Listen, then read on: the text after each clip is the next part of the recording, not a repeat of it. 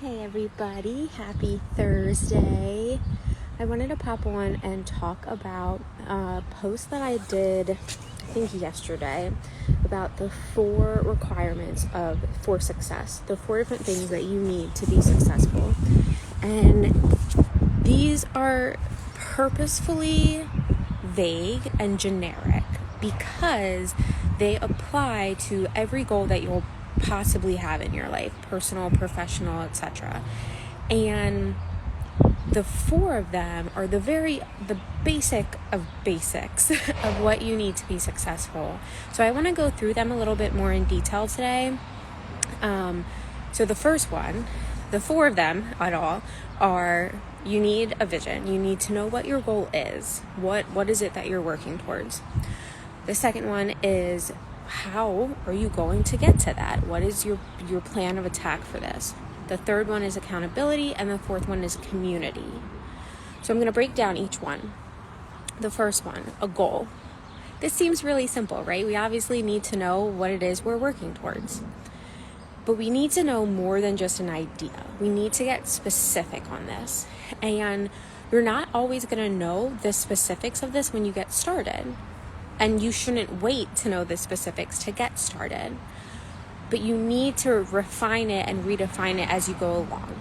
So, for example, let's say that your goal is to leave your corporate 9-to-5 job and do something different. That's a really great start to an idea.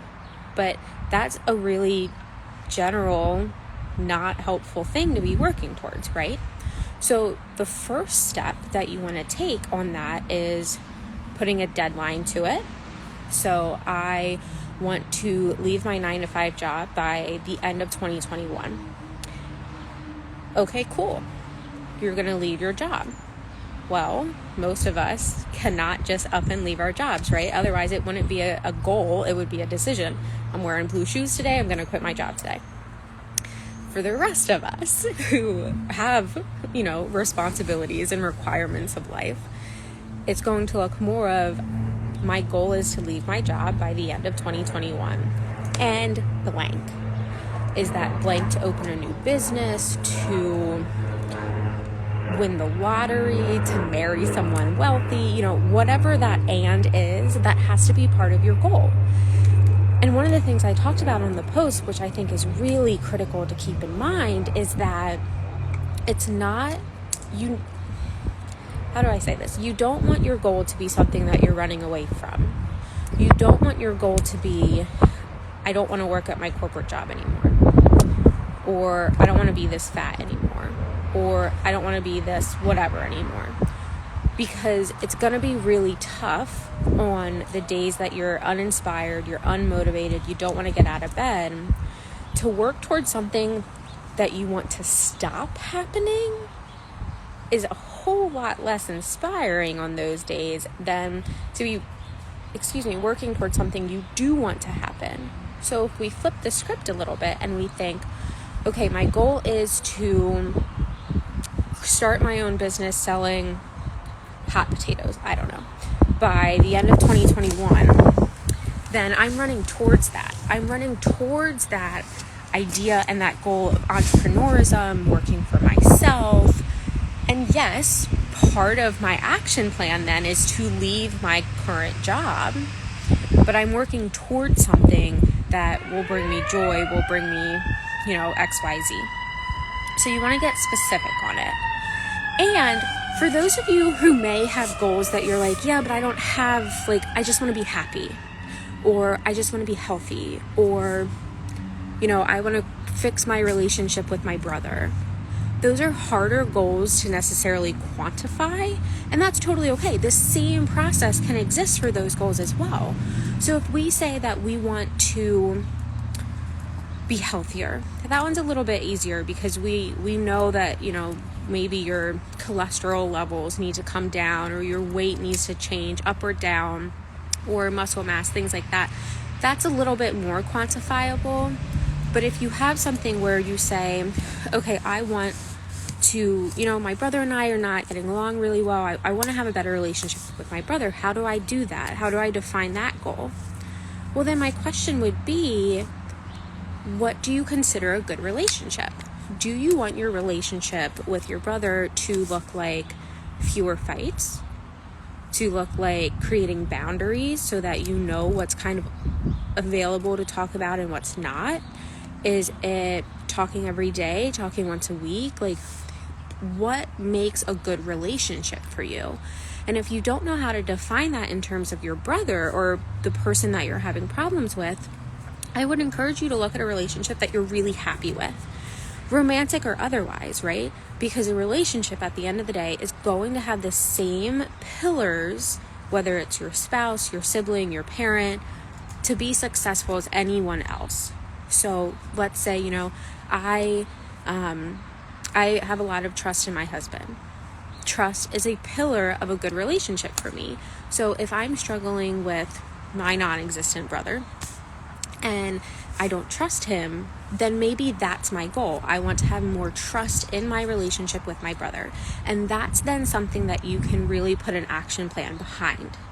So that's the first one. That's really getting specific and defining what your vision or what your goal is. We want to have an idea of what that actually looks like, and not just, oh yeah, I want to be healthy.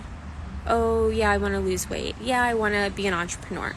What does it look like? What does it feel like? What does it smell like? What does it taste like? Like, really get specific on that, because the more specific you can make that vision, the stronger it's going to resonate, the more deeply it's going to be connected to you, and the more you're going to put forth effort every single day to get that to be successful. So the second part, once you have your goal defined, you can put an action plan behind it. And there are two main ways that you can go about this. The first one would be to take your goal and work backwards. So this is really great for like deadline driven goals, or for deadline driven goals. So if you have, let's say, I want to have a fresh tax year for 2022. I'm going to start my business on 1/1/2022, which means I have until the end of December 31st of this year to figure out my new business, to quit my job, and to really be transitioned over. Then the easiest way to go about that is to get a calendar and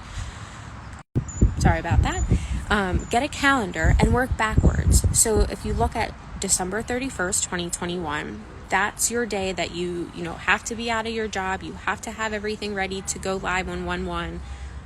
Then you work backwards. What do you need done by the end of Q3, the end of Q2, end of Q1? And you can get more specific. So you can say, okay, here are my quarterly goals I'm going to break it down. Then if you look at Q2 goals, what do you need to get done each month of quarter 2? In each one of those months, what do you need to get done in week 1, 2, 3, 4, 5? Awesome. And then, depending on how it is you work, what do you need to do on every day of week 1 to make sure that those goals are finished? And then you move on from there. Now, one thing that I definitely hesitate in pushing this one heavily is that for myself, for instance, I know that this airplane is really loud. I know that I cannot schedule out every single day, every day, because then I get in my masculine energy. I go. I don't leave room. I put too much pressure on myself. So for me, I can schedule down to my weekly goals, but I don't go further than that, because I know that I need to have that space in there to work with the universe, to allow space for the universe to conspire for me, to work for me, work with me, to have those goals completed. And that's one thing. And that's one thing I would say, you really need to make sure while you're doing your strategic action plan that you also have, look at those little butts, that you also have space in there for the universe, for God, for spirit, for source to work for you. You don't want to have something so planned out that if one thing doesn't get done, it dominoes everything else. You need space in there for life to happen, You need space in there for the universe to work with you, because if you are nose to the grindstone all of the time, you're never going to hear the universe speaking. You're never going to see the messages coming across of an easier, simpler, fun way to do something, right? So you want to have a strategic plan in place that you're taking these inspired action that doesn't feel like work, but you're also leaving enough space for the universe to help you and to work with you.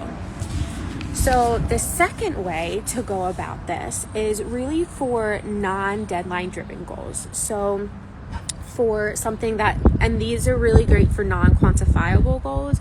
Going back to the example, if you're trying to improve a relationship with someone, most often you're not going to say, oh, I need to have this relationship, improved by April 30th. That's hard to do when you're dealing with other people, right? But that's when you're going to take today. You're going to start it today and you're going to move forward. So let's say I'm going to stick with that example of working with my non-existent brother. If I want to improve a relationship with someone, I'm going to take stock of where we're at right now, and I'm going to think to myself, okay, what's the one step I can take today or tomorrow to start improving this? When that's finished, what's the one step I can take after that? So if my goal is to improve communication, to improve trust with my brother, then I'm going to say, okay, I need to set boundaries. What's the one step I can take today to set a boundary? I can reach out to him and say, hey, do you have time for a conversation? And that's my step. And when we have that conversation, and when I text him or call him and ask for that, and we confirm a date, time, etc., then I can say, okay, what do I need to say in that conversation to share with him? And what do I not want to say? Things like that. And that's really when you're going to start, again, from step one and build up to what is that end goal. This could also look like, if we put it in terms of healthcare, taking care of your physical health. If we look at it from I don't necessarily have to get healthy by a specific date, then I'm going to look at what I can do right now. What is my current status? And I'm going to say, okay, the one thing I can do today is to get 100 extra steps in, or to drink one more glass of water, or to go to bed 5 minutes early. And I'm going to do that one step. And then tomorrow I'm going to do that same step, or I'm going to do a different step. But I'm going to build on from where I'm at right now. On the flip side, if we have, let's say, a common goal is to lose X pounds by a wedding. Weddings are big triggers for women. Then that would be a great time to use that backward goal. Let's say I have a wedding on May 31st that I want to lose 10 pounds for. Okay, then I work backwards, May 31st to April 7th, whatever today is. And then what do I need to do? So that's how you create a strategic action plan. The third piece that you need for success is accountability. We all know that it's super easy to disappoint ourselves. And it's way easier to disappoint ourselves than to disappoint someone else. Which is why studies have shown that writing down your goal, telling someone else about your goal, or posting it publicly, social media, on a board at work, etc., makes it easier, makes it more realistic for you to accomplish your goal. Why is that? Because if other people know about it, we're going to work harder to make sure that we don't disappoint them and not achieve it. So for accountability, you really want to have a specific partner or a specific team of people that will hold you accountable. If you're Superman, maybe you can do it for yourself. I do not recommend you being your only accountability partner, because you're going to let yourself sleep in. You're going to let yourself mope. You're going to let yourself not do X, Y, Z. Whereas you're going to get a really good friend who can give you tough love and also celebrate with you and say, hey girl, let's go to the gym together. Let's go run outside together. Let's X, Y, Z. And if it's not something to do together, they're still going to hold you accountable. Hey, did you write your 100 words today? Hey, send me your Fitbit screen. Let me see what you walked today. Hey, how are you feeling today? Did you get a shower? Whatever it is, you want that accountability partner. I call it accountability buddies, which I stole from my sister. You want that person who's going to call you out when you're not fulfilling your promise to yourself. And also someone who's going to celebrate the shit out of you when you do accomplish your goals or you do continue to show up every day. So that's the third piece, is that accountability. And then the fourth piece is community. And this is something that I think so many of us really dismiss the importance of. In order to continue, we need to have community. Human beings, and especially women, were not built to do things on their own. We are a social creature. We are not meant to, only work on something ourselves, to not need other people. We are meant to live in tribes, in communities, in groups. And that's how our body is hardwired. Now, a lot of us, especially in America, have gotten away from that because of generational and societal pressures to be self-sufficient, to be independent, to not need anybody else. I can tell you from personal experience, it fucking sucks. Being self-sufficient and being independent is great, and it fucking sucks. Because when you don't have it in you to get out of bed or to do the hard work or to do whatever it is you need to do, you start the inner dialogue of getting down on yourself and beating yourself up because you can't do it, because you're not self-sufficient, because you're no longer independent. Well, guess what, sunshine? You can't do it all by yourself. And if you could, well, that would be really boring, wouldn't it?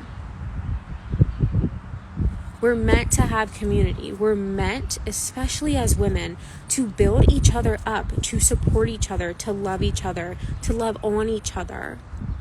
And I don't mean that you have to support every single person, right? There are some things that I do not align with. I cannot support.